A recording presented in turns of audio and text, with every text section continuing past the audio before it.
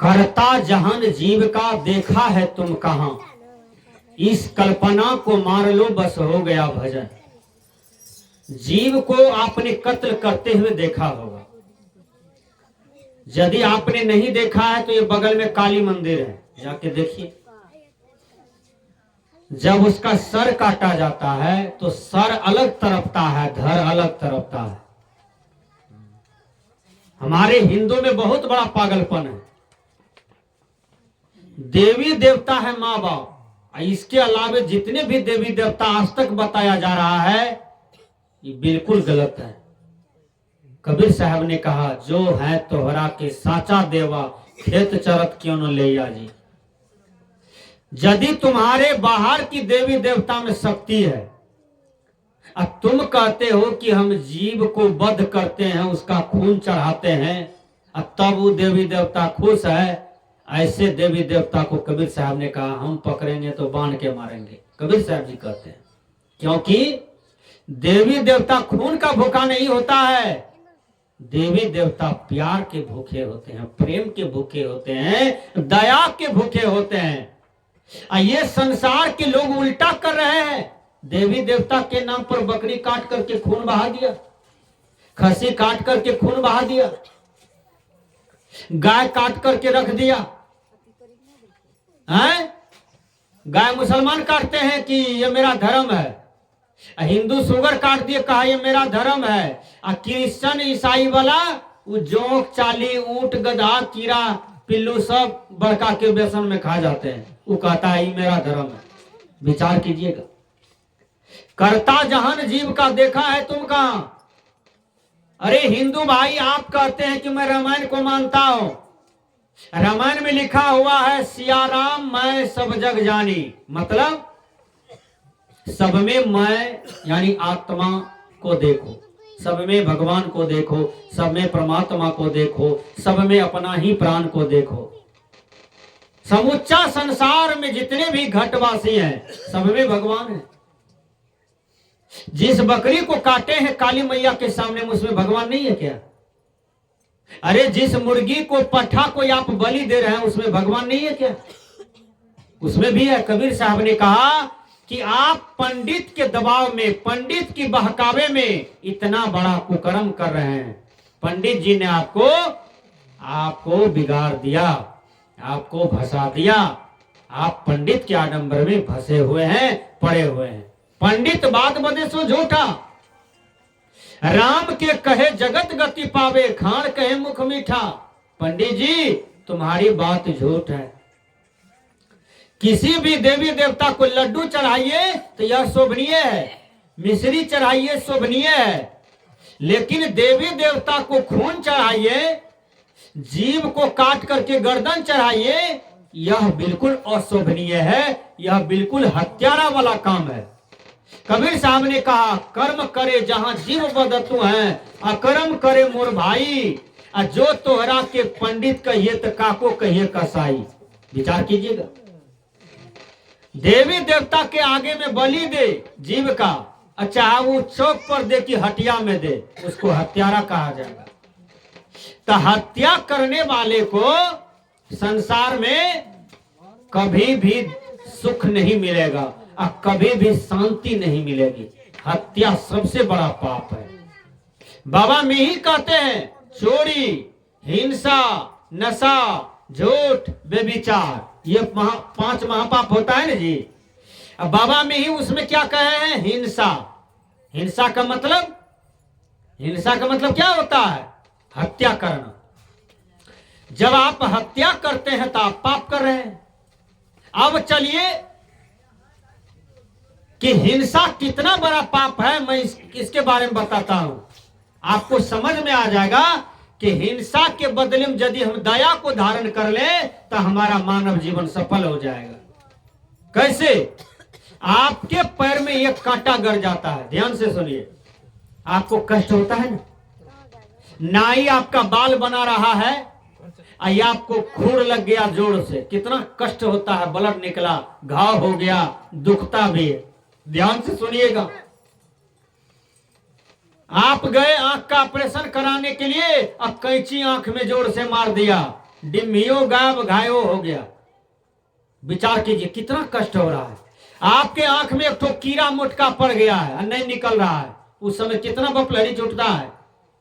बोलिए, आपको पीड़ा होती है ना? ओ भैया, जब आपको पीड़ा होती है तो आप जिस देवी देवता के आगे में जीव का हत्या करते हैं, क्या उसको पीड़ा नहीं होती है?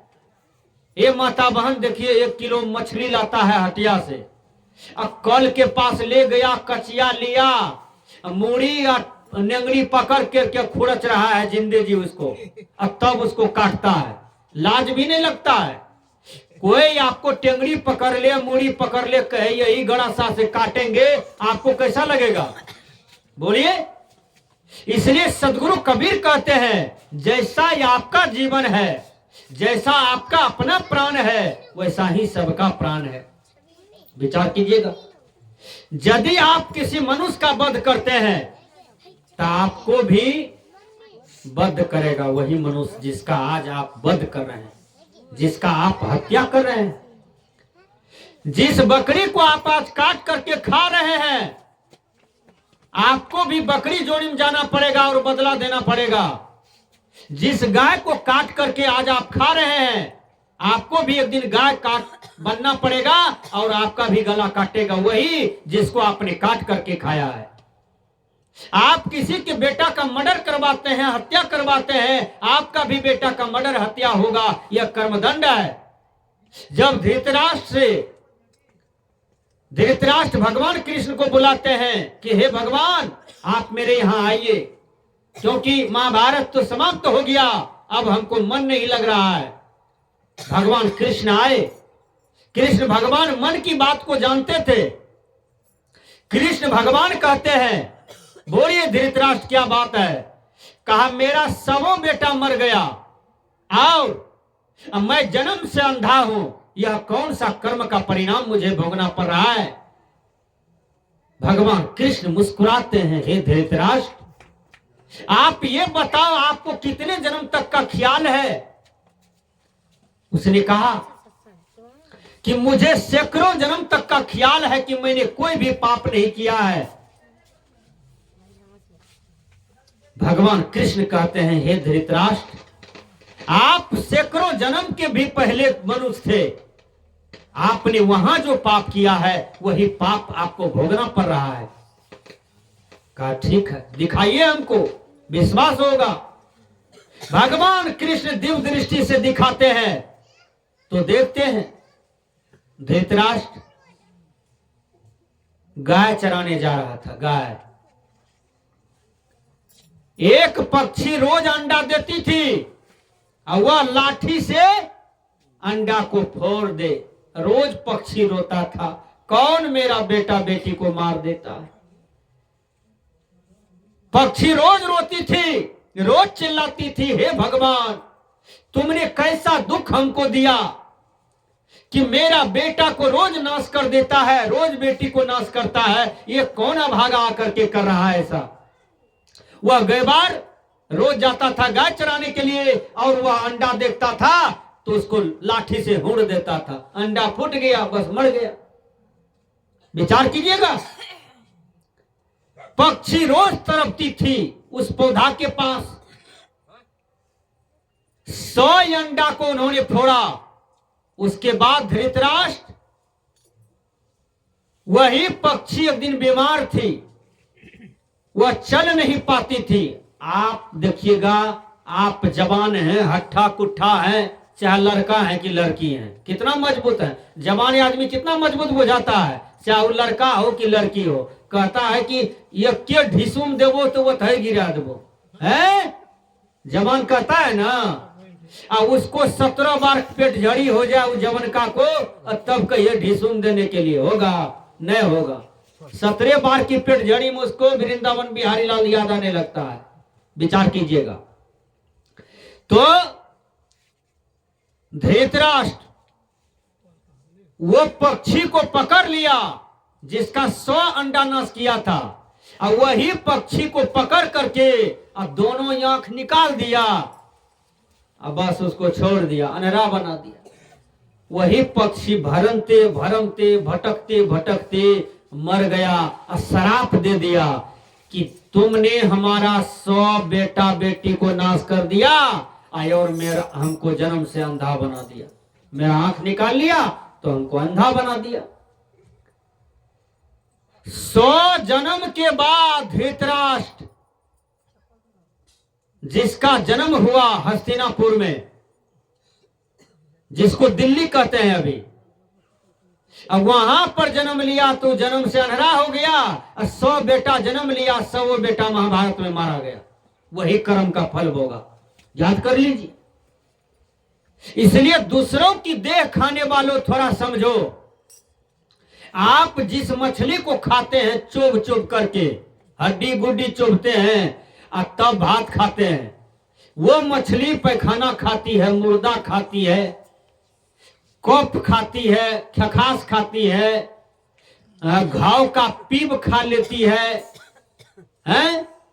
पानी में इतना गंदगी रहता है वो मछली खा लेती है, और तब उसको आप मार करके गरम मसाला देके आप भरपेट खाते हैं।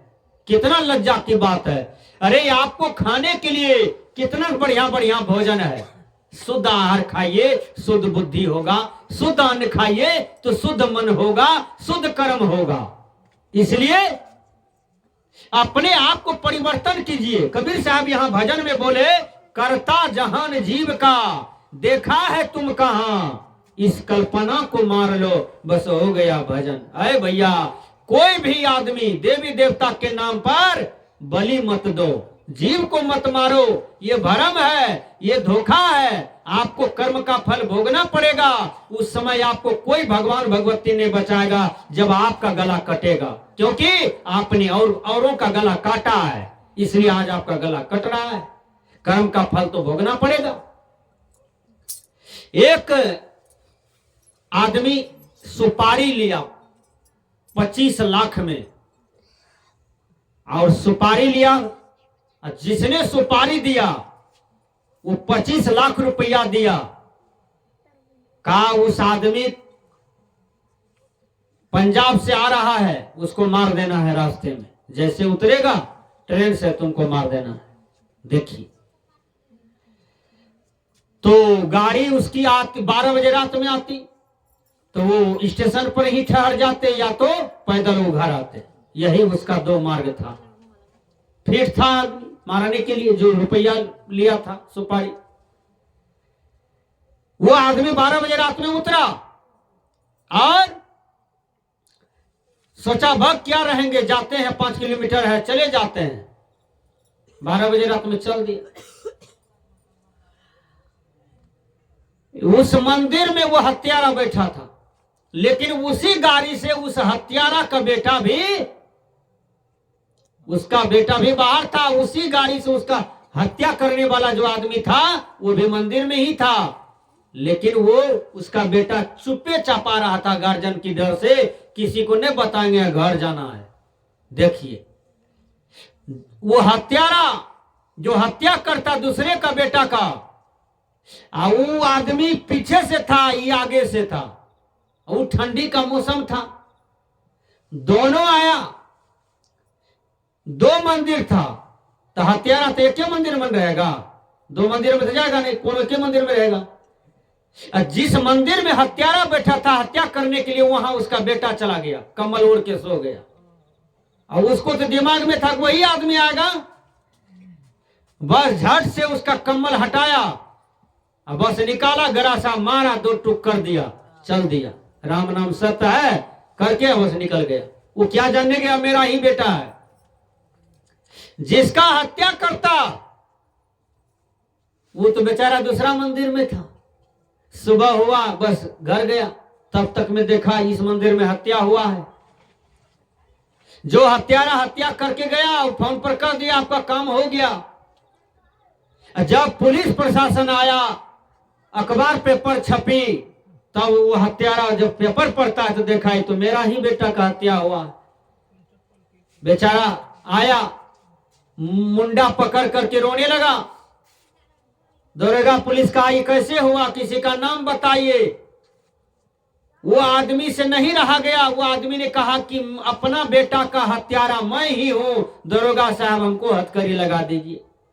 मैंने 25 लाख रुपया में दूसरे लड़का को मारने का न्योता लिया था, सुपारी लिया था, वो तो दूसरा मंदिर में रह गया। हमने सोचा यही लड़का होगा, और मेरा बेटा हमको बता के नहीं आया, दिल्ली पंजाब से आया, ये चुपे चाप आया, ये गाड़ी से उतरा होगा, यहीं आके सोया, हमने सोचा वही है, मैंने हत्या किया।